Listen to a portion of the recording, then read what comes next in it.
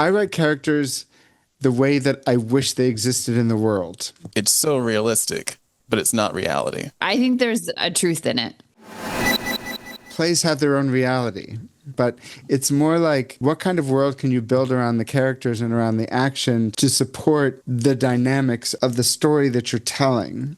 I hope if I've done my job, or if writers do their jobs, it's true to the world in which they take place.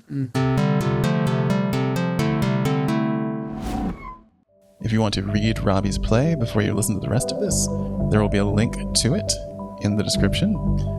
And if you have 10 minutes, you will get to experience the full array of human emotions.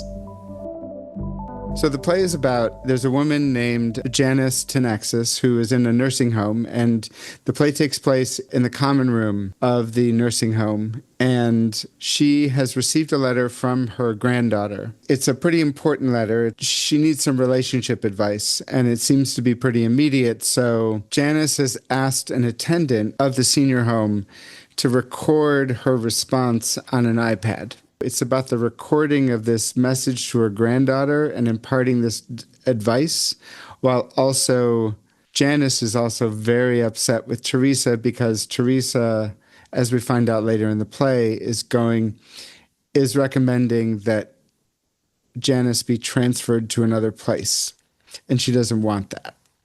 A lot of what we see is Janice both recording the message to her granddaughter, and we see the assistant making comments about the advice that she's giving to her granddaughter. And then as the play goes on, it becomes less about the message and more about the relationship between the assistant and the grandmother. And they become more combative as it goes on. No, you should say that. That shouldn't just be between us. You need to say that out loud. Yeah. I hate plot so much, but I love stories. That's awesome. And it's so true. The fact you just have instantly handed me something that has kind of no plot, but lots of story is tickling me to no end. I love this play so much. What's the story to both of you two, since there isn't like jumping off buildings, plot? Janice is angry. Like, she's furious. She's just angry with her life. And she is meant to be funny. She's meant to be audacious. And she's looking at her life, and she's looking at how it's ended up, and she finds herself missing her husband in a way that is really surprising to her, because for the most part, 67 years they were married, I believe it is. And for the most part, he really did annoy her. Like, he was such an optimistic person and such an open and loving person, and she did not respect that at all. But she also didn't know any other way of being. And then at the end, she was like, oh, he was a really good man, and I really miss him. I wish I had done things differently with him. I wish I had been a different person, and I wish I had opened up to it. And that's kind of her arc, right? Where she starts to, she changes a little in this. Yeah, but she also wants to be understood. So her family is really important to her. And the fact that she's responding to her granddaughter, even though she's going through all this stuff, sort of plays out like it's a priority. That's the kind of thing you do.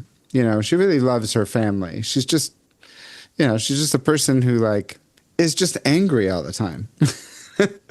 But doesn't, and Teresa is, like, really frustrated, the assistant, because she's really good at her job and she can't figure out how to help this woman. And not only that, but she's trying really hard, and this woman is just incredibly mean to her, rude and not open. And the moments when the play happens, that's when it comes to a head, because Janice, the older woman, has seen on her desk the transfer papers, and she doesn't want to go, and she's scared. And of course, she's not telling the assistant that she's scared. She's just, like, lashing out at her. So the grandmother feels this lack of control, and so it's supposed to come to a head in this particular in this play. That was like she sort of had ended up in a life that she just didn't like, but didn't know how else to do it different. Yeah. So I read the script, I saw it, and then also getting to have drinks with the performer after and the playwright. So as a writer and as a performer, I wondered a lot about the dynamic and like what was in your head. I tend to overwrite for actors, right? Like I'm like, and then she sarcastically rolled her eyes and she itched her nose, and right, it's like, no, like, like that's not your job, but I want to, because I always want to direct what I write, and I do it sometimes far too much in the script. Where I found your script really sparse with that kind of direction, and so I was curious what you found their dynamics to be and how you wanted them to be played, or if you were just letting the words come, because there's so many different reads to this in my mind where they're like sort of friends, and then Janice feels betrayed. I think there's ways in which they hate each other, or they're really sarcastic. I don't know. I just think there's like so many reads, and I think it was very much a play that plays between the lines. Here's what's being said, but it's actually like something else is going on, and then that sort of drips through in the end. But I think you could play it I think you could stage this a bunch of different times and that would look really different, which is part of its brilliance. And that is a well-written play. But what did you want the actors to be feeling? As far as feelings go, getting older and getting that old to where things begin to break down it feels so unfair and so frustrating. And that was sort of the guiding principle behind the writing, or the North Star. And experiencing that around people who are trying to help you and who are trying to make it a little bit more dignified, and having that respond also to people who care about you. Those were things that were like, as they came up, I was like, oh, this is fun. Like, this is it's not so simple. It's not so simple as like, someone is about to die and they get to be really frustrated. They get to die and then they're still human and they still have to deal with all these human things. And plus, working in a senior home is exhausting. I mean, it's so difficult. I mean, it can be very difficult for a number of reasons, and declining health and death, and it can be very stressful. And so it's taken me a little while to understand this about myself. I write characters the way that I wish they existed in the world. And they don't. Mm-hmm. But I wish they did. I wish they talk like the characters I write. And I wish they showed the same patience with each other. I wish they were as articulate as people were. I wish I was as articulate as they are. And writing has always been, talking is not something, for many reasons, but writing is often like slows down the world for me. And it also allows me to like I said, see the way that I wish people were in life, with all their like, without ignoring how terrible we can all sometimes be, You have the phrase, singing hymns in the church of the obvious. Uh-huh. It's such a mythical, apocryphal sounding phrase. I wanted to hear how you got to that, because it is magical. She said it. I heard her say it. That was the... You heard the character say it in your head? Yeah. I was like, there's the slinging gin fizzies. There's in the bar of heavenly like, I feel like there are these things that I just heard her say that sounded really fun. I don't think I understood what the end was going to be when I was writing it. I think I got to it at some point. I knew what the granddaughter was asking, but I didn't know what her response was going to be. And I didn't know that she was going to talk about choices, and I didn't know that immediately, but I knew that she found the question to be a little bit ridiculous, and not and the type of person who would not mask that, like how she felt about the question itself. But I didn't know how she was going to answer the question when I was writing it. And those things that she says about the gin fizzies and about the Church of the Obvious, this thing, this singing hymns in the Church of the Obvious were just kind of things that she said that sounded like a lot of, like, I was like, oh, that's awesome. Like, good on you, Janice. Like, that's amazing. I love the direct line too, because it's so poetic and beautiful. And then it just becomes so Janus, right? So it says, these people are singing hymns in the church of the obvious. And the sooner you, wait, sorry, tune that crap out. Okay. These people are singing hymns in the church of the obvious, and the sooner you tune that crap out, the better.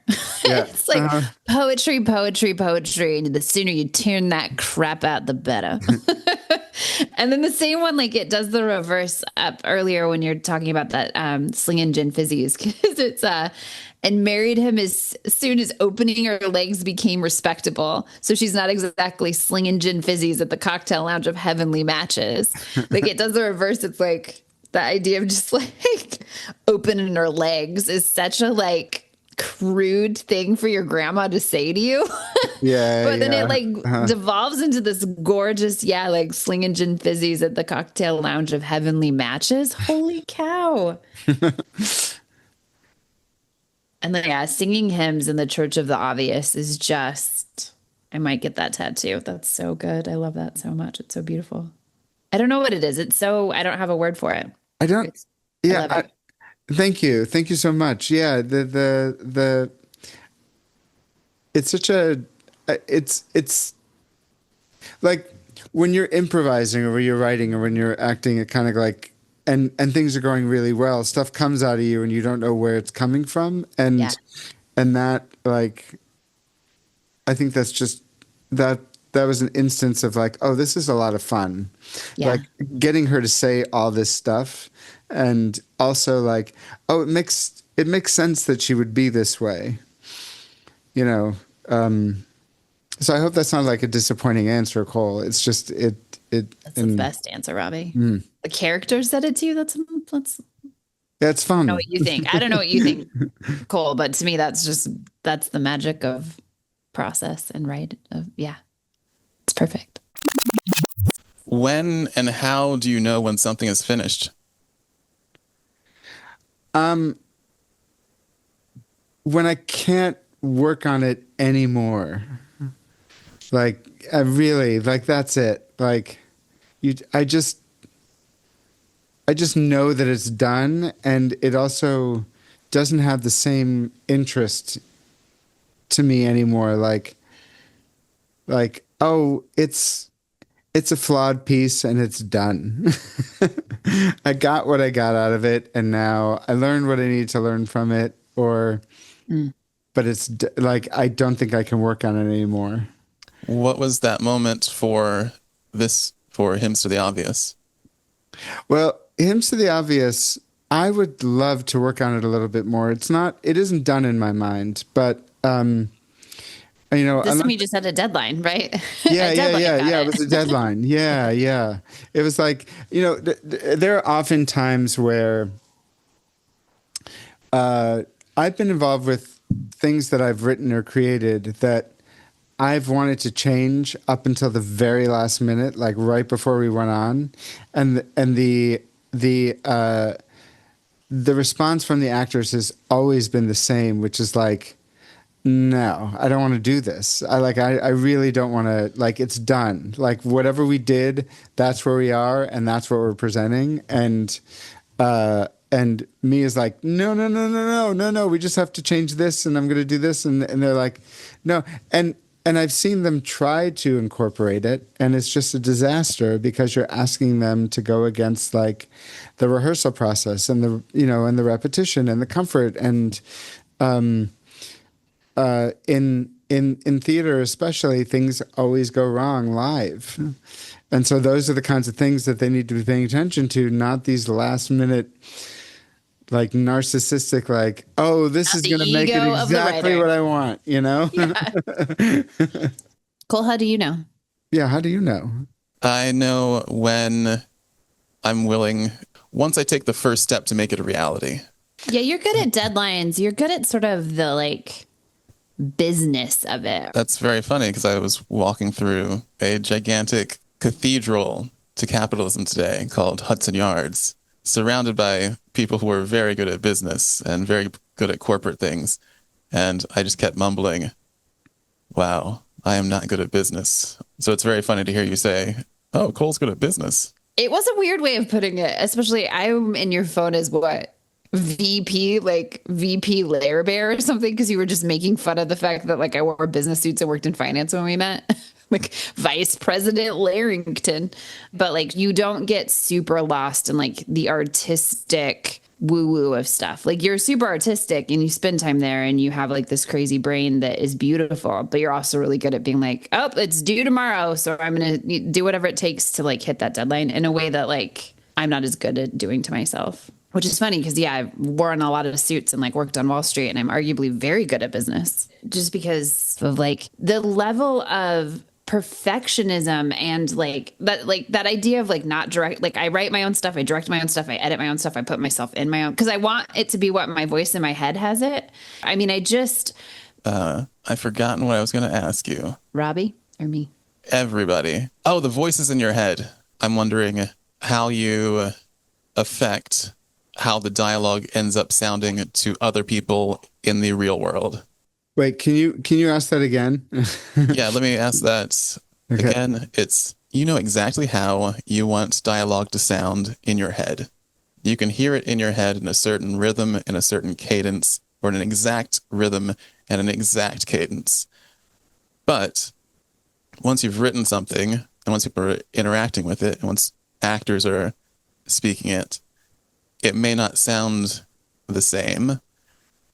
How do you either deal with that tension, or how do you affect the final outcome of how it sounds with how you wrote it in the first place? In this play, there's a lot of dialogue that contains run-on sentences and run-on thoughts and that was a way of illustrating to an actor or to a director or to an audience the tone and the emotion.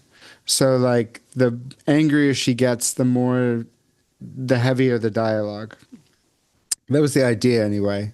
And when it was read the first time, I saw that some of it was great in practice. I mean, in theory, but not in practice. So that some of that needed to be cut up, or some of the dialogue needed to be just done more efficiently, where I could say more with less, but still give the same effect that I thought an actor could use and a director could respond to and an audience would enjoy, without saying, oh my God, like that is way too much. And in that case, like, I think I care more about the actor than I do about the voice in my head. There was something in this play that's very repetitive that I really wanted to work. And it's every time someone says the name of the senior center, they also say the name of the town that it's in. And then there's an elementary school associated with that town. And then at the very end, they say, "Go Hooks." And I can read the whole thing. So Janice says, before I go on, though, the voice you're hearing behind the camera belongs to Teresa Durham, the minimum dataset coordinator of the Palmer McKinney Senior Residence in the Palisade community of Jersey City, New Jersey, and home of the Cornelia F. Bradford Elementary School. Go Hooks. And that is said several times throughout the play.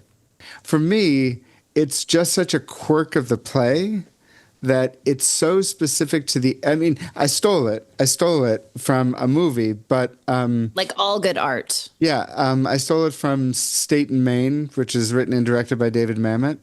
This is a small town in New Jersey that's really proud of its elementary school. Their mascot is this big anchor. They're so associated with it that it's like this tick that every time someone says the name of the senior center, they also have to like say it's home of the Cornelia F. Bradford Elementary School, and then they have to say "Go Hooks," because it's such because it's what they do in this town. And Their claim to fame. yeah, and it absolutely drives Janice crazy. Like, it is something that like she doesn't get it, she doesn't understand it, and she really hates it. But in order to humor everyone, she's She says, "I swear to you, Sally Ann, that phrase is like a tick to everyone who lives in this town." Yeah, it's and then it becomes like a at the end of it, it's also this thing where it becomes like something they can bond over. Like, this is one thing I'm going to try to do. The actress Janice, who played her, had such a difficult time. Doing it, and it was one of those things. It was one of those moments where I was like, "Well, I guess I could change it," and I was like, "No, no, no, no, no. I mean, I'm okay. I'm okay changing other parts. I'm okay streamlining some of the big pieces of dialogue, but that was so specific to what I wanted. And there's a little bit of part of me that's very afraid that it's just not a very good joke. But My friend, you have done a bookend and repetition. How dare you? oh, yeah, no. I don't say that because I should be more specific about it. Like, while stuff like that is happening, I'm like, maybe it's just not a very good joke. And then there's like, no, this is too important. This is really important to me. It's really important to the play. It's really important to the town it's taking place in. And this makes it like, this gives it personality to me. And I can't think of another way that it gives personality. And this is the way. And the actor just has to deal with it. And if they want to say it slower, if they want to say it in a different way, I'm okay with it. And that's sort of where I draw the line. Like, there are just some things that feel so nice and so good that I can't let go of them. Yeah, it's so specific and such character. And Cole, what did you say about it? This bit of repetition and the idiosyncratic nature of it is the number one thing about the play that makes it such a perfect representation of the format of a play itself. Like, in the, I wish I knew this for real, but in like this, the Greek sense of there is something innate in a form, and there's the perfect idea of this form. This recurring bit that you do is very close to like the perfect form of a play. That feels very good to hear, I gotta say. And it's my favorite thing. I loved it too. It's like, I mean, I loved it. Because it's not realistic in many ways. Like, if you walked into a town and people actually did this, you'd be like, what's... How many why? small towns have you been to, Cole? I fully disagree with you that this is not realistic. Oh, really? I grew up in freaking Berthoud, Colorado and Loveland, Colorado. Like, this is pretty realistic. We won state. And you're still hearing about our 1997 state championship. All right. Yeah. We had like the first Dairy Queen in northern Colorado, and that was cited often. I think you just haven't been to a small enough town, sir. I think there's a truth in it. I do too. But I also think that plays have their own reality, and you have to really do a lot of work to world build, and that's part of the world building of this. Like, I don't know how true to life, like, if a lot of things in this play happen or have happened in the world, but I do know that people have felt the way that these people feel, and I do know that towns have behaved in a way over, like, towns, like, when a big game's about to happen in a small town, everyone like wears the sweatshirt or the t-shirt, and they're like, Connor and I will see people on the street wearing Detroit Tigers caps, and we'll be wearing our Detroit Tigers caps, and we go Tigers, like go Birds. There's a nod. Yeah. Like, those types of things do happen, but it's more like, what kind of world can you build around the characters and around the action to support the dynamics of the story that you're telling. And for me, these characters exist in this world that's very fun to me as like a writer to have them exist inside. But they also behave, I hope, if I've done my job, or if writers do their jobs, they put them in the world, and the world, it's true to the world in which they take place. I think it plays really true, but it is also fun, and it is also silly, and it is sort of like heightening of a truth. And I mean, that's fair. Like, Death Becomes Her isn't a documentary. Like, right. Fair enough. Like, it's a world that you build, and it has its own rules that are true. Yeah. In a more complimentary way, I should say that my note about this was it's so realistic, but it's not reality. Mm, that's a, wow. Thank you. Robbie is blushing, podcast I listeners. am. That's a great Cold compliment. blush. I don't know if you want me to answer your question, Cole, because his answer was so good, but I'm coming to realize that I don't know that screenplay writing is my future because I don't like writing in other voices. I'm practicing it. But every note I get from every single person is that all of my voices are the same and they all sound like me. And Cole's very direct about it. He's like, yes, that would be a very funny character, but like you have a really specific continence that like only you speak in. So like, I don't know that that's going to play in the same way with anybody else. And so I've channeled that inability to distinguish my characters into writing a solo show, a YouTube show that me and Cole will be starring in, and Nice. stand up. So I've just embraced that, like, I have a lot of thoughts in my head and I want to say them. When you And like making up characters that I would maybe also play.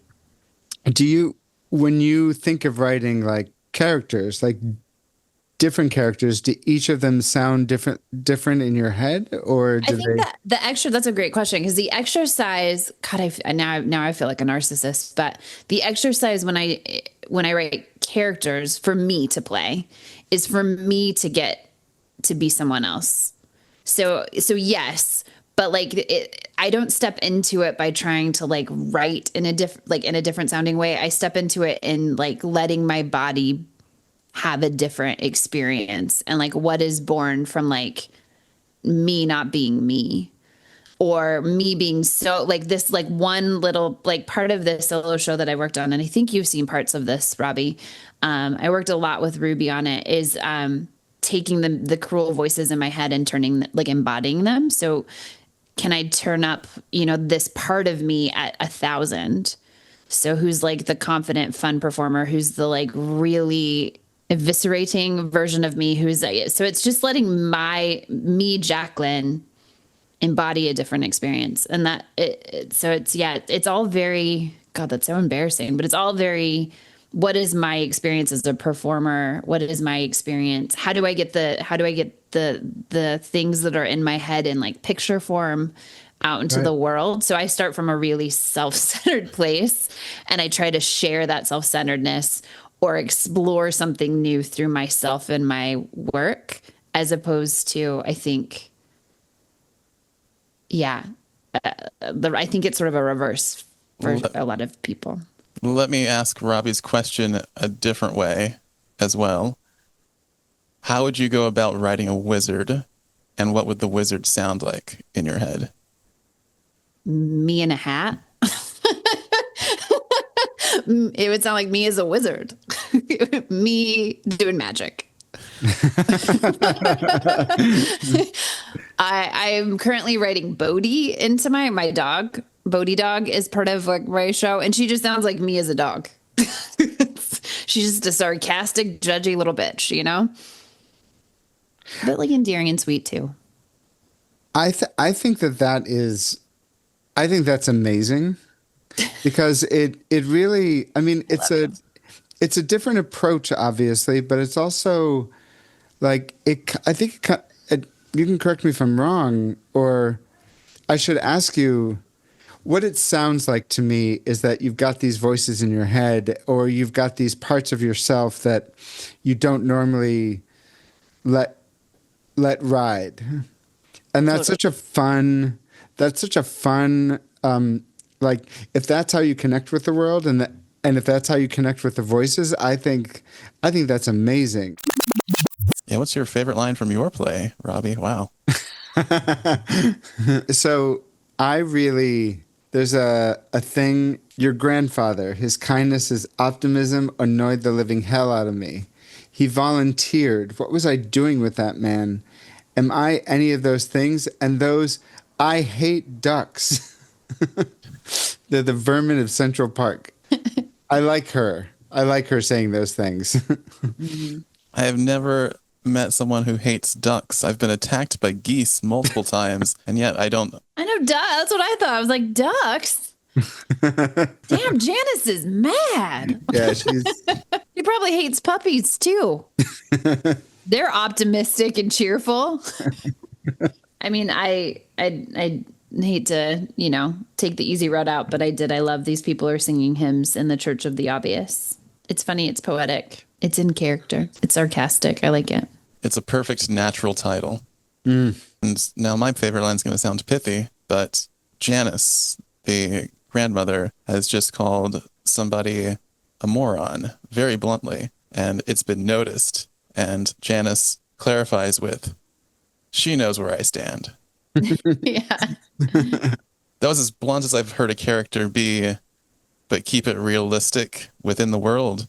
And I always want my characters to be blunter and blunter, but they teeter off the deep end of believability when I get to like something like that. So I loved it. Is recording through an iPad and sending a message from a nursing home back to somebody a normal thing? Or is that like a huge story decision to say these people are she's so disconnected from her granddaughter that they are not going to pick up the phone and call? Yeah, that's really interesting. I don't FaceTime people very, very much. So I don't think that Janice does either. But it could just be like a generational thing of the writer and the, and an interpretation of how things, like how technology works and how communication works in a digital age. Like that could be very well an oversight. And also it could be one of those things that someone who watches it could be like, why didn't you just call her? Why doesn't she just call this girl? I think you could mention it explicitly, but truly it felt very real to her anger and her helplessness that they would not answer. That like this granddaughter would want her advice and still would be like, never pick up the phone, or, is always too busy, or is like, yeah, we'll totally do 1:00 on Saturday, and then like not be there. And so she just sort of has like accommodated, or is like gonna forego her own hopelessness. Or like she's not going to get her hopes up. She just now sends videos back and forth. And I trusted that Teresa would know enough about technology that like there is a reason, like, so why Janice may not get it or may not FaceTime, like Teresa's whole reason of it being there. Cause it's like, why doesn't she just use her own cell phone and FaceTime or something? Like, why is all of this happening? But I trust that like Teresa knows what's up. Yeah. Yeah, because I don't see her as someone who has a smartphone. Whoa, yeah? Is this modern day? Yeah, it's modern day, but I also She's like, fuck it. She's got a rotary phone.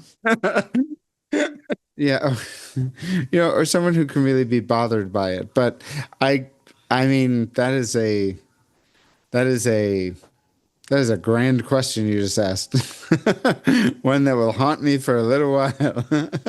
It was not to poke. Great job, Cole. It was the opposite of poking holes. It was saying it's such a distinct choice because obviously there's no way on earth that you didn't have the thought. People pick up phones and call each other. You're not helping. Cole, stop talking. These two people He just said he didn't.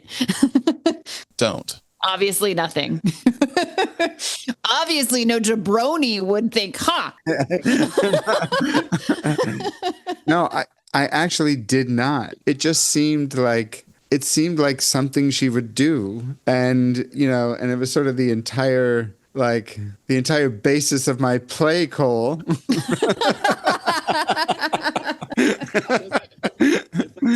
Does it help if I say no, that it came off as profound? Yeah. it did. I agree. It felt like a very specific choice that was poignant. It was a very specific choice, but only because I didn't think of the other choices.